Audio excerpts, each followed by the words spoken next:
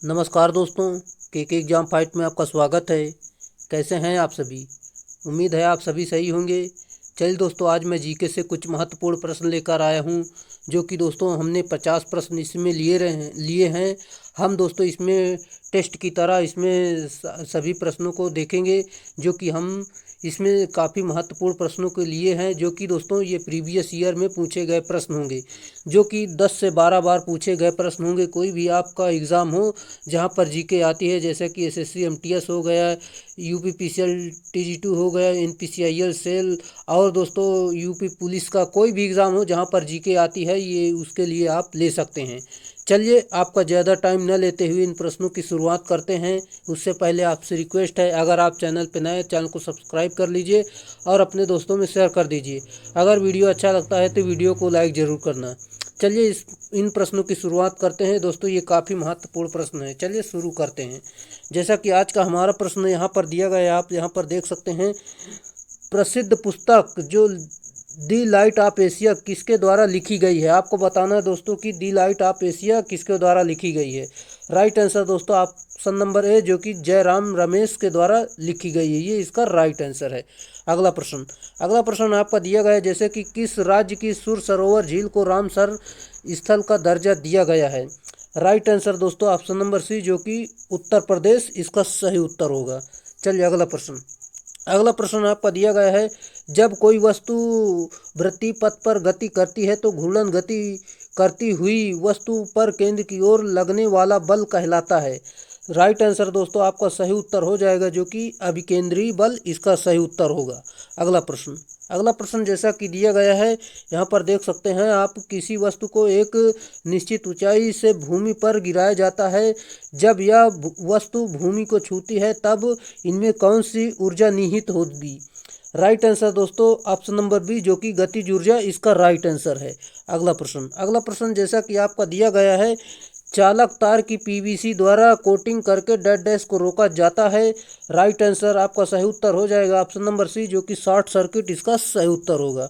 अगला प्रश्न आपका दिया गया है, एक फेम्टो बराबर होता है।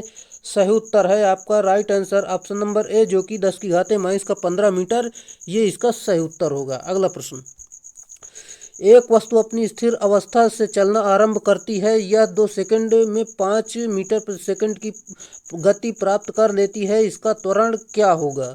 राइट आंसर दोस्तों आपका ये सही उत्तर हो जाएगा, जो कि ऑप्शन नंबर यहाँ पर देख सकते हैं ऑप्शन नंबर सी, जो कि 2.5 मीटर प्रति सेकंड स्क्वायर इसका सही उत्तर होगा। अगला प्रश्न आपका दिया गया है, बल और विस्थापन का गुणनफल कहलाता है। सही उत्तर हो जाएगा आपका ऑप्शन नंबर सी, जो कि कार्य इसका सही उत्तर होगा। अगला प्रश्न प्रभावी राजस्व घाटे की संकल्पना को सर्वप्रथम किस वर्ष बजट में लागू किया गया था? राइट आंसर है ऑप्शन नंबर बी, जो कि 2011 से लेकर 12 के बीच में लागू किया गया था। अगला प्रश्न आपका दिया गया है, आयुष्मान भारत स्वास्थ्य योजना में निम्नलिखित में से कौन सी योजनाएं सम्मिलित हुई हैं? राइट आंसर आपका जो सही उत्तर हो जाएगा, जैसा कि दोस्तों यहाँ पर राष्ट्रीय स्वास्थ्य बीमा योजना, वरिष्ठ नागरिक स्वास्थ्य बीमा योजना और राष्ट्रीय जीवन बीमा योजना दोस्तों ये नहीं है। जैसा कि दोस्तों हम इसमें बात करते हैं दोस्तों, राष्ट्रीय स्वास्थ्य बीमा योजना और वरिष्ठ नागरिक स्वास्थ्य बीमा योजना, ऑप्शन नंबर ए और बी, यानी ऑप्शन नंबर डी में जो ए और बी ये दोनों सही हैं, ये इसका सही उत्तर हो जाएगा। चलिए अगला प्रश्न आपका दिया गया है, जैसा कि दोस्तों सार्वजनिक वितरण प्रणाली का संचालन किसके द्वारा किया जाता है? राइट आंसर दोस्तों आपका सही उत्तर हो जाएगा ऑप्शन नंबर सी, जो कि केंद्र और राज्य सरकार इसका सही उत्तर होगा। अगला प्रश्न, राजकोषीय नीति का संचालन किसके द्वारा किया जाता है? राइट आंसर है ऑप्शन नंबर डी, जो कि वित्त मंत्रालय इसका राइट आंसर हो जाएगा। अगला प्रश्न, निम्न पादप रोगों में से जीवाणु जनित रोग नहीं है। सही उत्तर है ऑप्शन नंबर डी, जो कि मूंगफली का टिक्का रोग, ये जीवाणु जनित रोग नहीं है। जबकि दोस्तों आप देख सकते हैं नींबू में कैंकर रोग, धान की अंगमारी रोग और दोस्तों गेहूं में विल्सन रोग, ये सभी हैं। जबकि ऑप्शन नंबर डी मूंगफली का टिक्का रोग ये आपका राइट आंसर है, ये नहीं है। अगला प्रश्न, विटेकर द्वारा प्रतिपादित 5 किंगडम क्लासिफिकेशन में निम्न में से कौन सा समूह शामिल नहीं है? सही उत्तर आपका हो जाएगा जो कि ऑप्शन नंबर बी, जो कि प्रोटोजोआ आपका समूह में शामिल नहीं है। जबकि दोस्तों आप देख सकते हैं कवक, प्रोटिस्टा और एनीमेलिया ये सभी हैं। चलिए अगला प्रश्न। अगला प्रश्न आपका दिया गया है, जैसा कि दोस्तों जब प्लाज्मा में से फाइब्रोनोजन नामक प्रोटीन निकाल लिया जाता है तो यह शेष प्लाज्मा को कहा जाता है, क्या कहा जाता है? सही उत्तर ऑप्शन नंबर ए, जो कि सीरम कहा जाता है, ये इसका सही उत्तर होगा। अगला प्रश्न। निम्नलिखित में से कौन सा विषाणु जनित रोग नहीं है? राइट आंसर है आपका जो कि सही उत्तर हो जाएगा ऑप्शन नंबर सी, जो कि पेचिस नहीं है। जबकि दोस्तों आप यहाँ पर देख सकते हैं हेपेटाइटिस, इन्फ्लुएंजा ये सभी हैं। चलिए आप अगले प्रश्न पर चलते हैं, जो कि आपका अगला प्रश्न दिया गया है। जैसा कि आप जान सकते हैं, निम्नलिखित में से कौन सा युग्म सही सुमेलित नहीं है? आपको बताना है इसमें कौन सा युग्म सुमेलित नहीं है। जैसा कि दोस्तों इसमें हम बात करते हैं, जो कि आपका यहाँ पर विटामिन ए जो दिया गया है, ये गांठिया रोग, ये दोस्तों इससे सुमेलित नहीं है। जबकि दोस्तों विटामिन ए से जो होता है, आप देख सकते हैं इसमें से विटामिन ए की कमी से आपका रतौंधी रोग हो जाता है, जो कि दोस्तों इसका रासायनिक नाम होता है रेटिनॉल, जो कि दोस्तों आप देख सकते हैं। और हम इसमें बात करते हैं, जैसा कि दोस्तों विटामिन डी रिकेट्स से संबंधित है। और विटामिन सी जो है मसूड़ों, इसकी कमी से मसूड़ों में रक्त आने लगता है। विटामिन B1 जो कि बेरी रोग इसमें से होता है। अगला प्रश्न। अगला प्रश्न आपका दिया गया है, जबकि निम्नलिखित में से कौन सा कोशिका अंग कोशिका के आत्मघाती बैग के रूप में जाना जाता है? आपका राइट आंसर हो जाएगा जो कि ऑप्शन नंबर एक, लाइसोसोम इसका सही उत्तर होगा। अगला प्रश्न। जैसा कि दोस्तों मानव शरीर में प्रोटीन का पाचन निम्नलिखित में से किस अंग में शुरू होता है? राइट आंसर आपका हो जाएगा जो कि ऑप्शन नंबर डी, आमाशय इसका सही उत्तर होगा। अगला प्रश्न। निम्नलिखित में से कौन सा मानवों में पुरुष प्रजनन प्रणाली का हिस्सा नहीं है? सही उत्तर हो जाएगा जो कि दोस्तों आपका राइट आंसर है इसमें, अंडाशय ये नहीं है।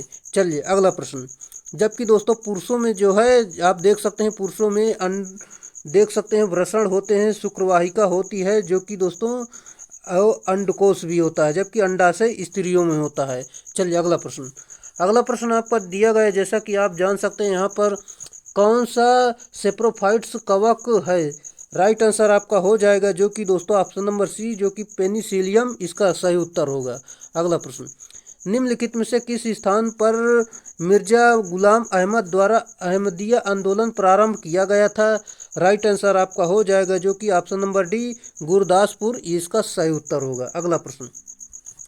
निम्नलिखित में से किसके द्वारा 1920 में प्रथम आंग्ल इंडिया ट्रेड यूनियन कांग्रेस की स्थापना की गई थी? राइट आंसर है आपका जो कि option number C, NM Joshi इसका सही उत्तर होगा। अगला प्रश्न।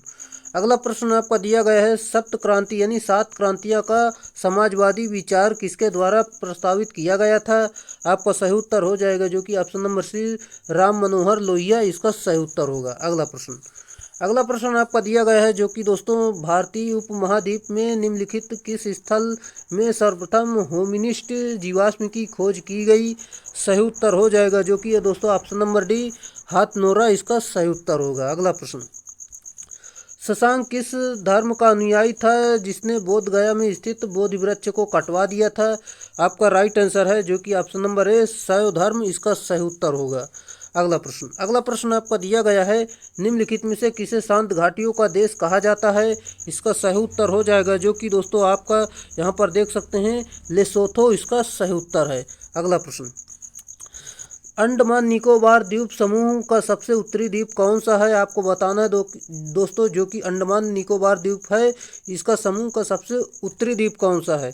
राइट आंसर आपका जो कि दोस्तों लैंडफॉल द्वीप इसका सही उत्तर होगा। चलिए अगले प्रश्न पर चलते हैं, जो कि दोस्तों विश्व में सर्वाधिक स्वर्ण खान भंडार किस देश के पास है? आपका सही उत्तर हो जाएगा जो कि दोस्तों ऑप्शन नंबर डी, ऑस्ट्रेलिया इसका राइट आंसर है। अगला प्रश्न।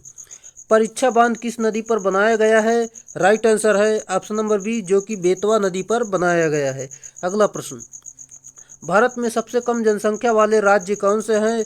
राइट आंसर हो जाएगा जो कि आप सभी को पता होगा, ऑप्शन नंबर ए, सिक्किम सही उत्तर होगा। अगला प्रश्न। प्रकृति की ओर लौटो यानी गो बैक टू नेचर का नारा किसने दिया? सही उत्तर हो जाएगा जो कि ऑप्शन नंबर ए, रूसो इसका राइट आंसर है। दोस्तों, अगर आपको वीडियो अच्छा लग रहा है तो वीडियो को लाइक ज़रूर कर दें। अगर आप चैनल पे नए हैं तो चैनल को सब्सक्राइब ज़रूर कर दें, क्योंकि दोस्तों ये आपके एग्ज़ाम में 10 से 12 बार पूछे गए ये प्रश्न हैं जो कि हम आपको करवा रहे हैं। आपके एग्ज़ाम में किसी भी एग्ज़ाम में पूछे जा सकते हैं, जहाँ भी जीके आती है ये उसके लिए महत्वपूर्ण साबित होंगे। अगला प्रश्न, जैसा कि बुद्ध चरित पुस्तक के लेखक निम्नलिखित में से कौन थे? इसका सही उत्तर हो जाएगा जो कि दोस्तों ऑप्शन नंबर सी, अश्वघोष इसका राइट आंसर है। अगला प्रश्न, नौसेना दिवस कब मनाया जाता है?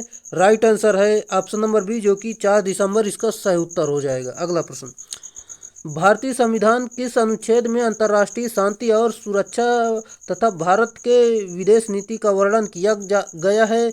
इसका राइट आंसर है जो कि दोस्तों ऑप्शन नंबर डी, अनुच्छेद 51 इसका सही उत्तर होगा। अगला प्रश्न, निम्नलिखित में से सबसे कम अवधि तक राष्ट्रपति कौन रहे हैं?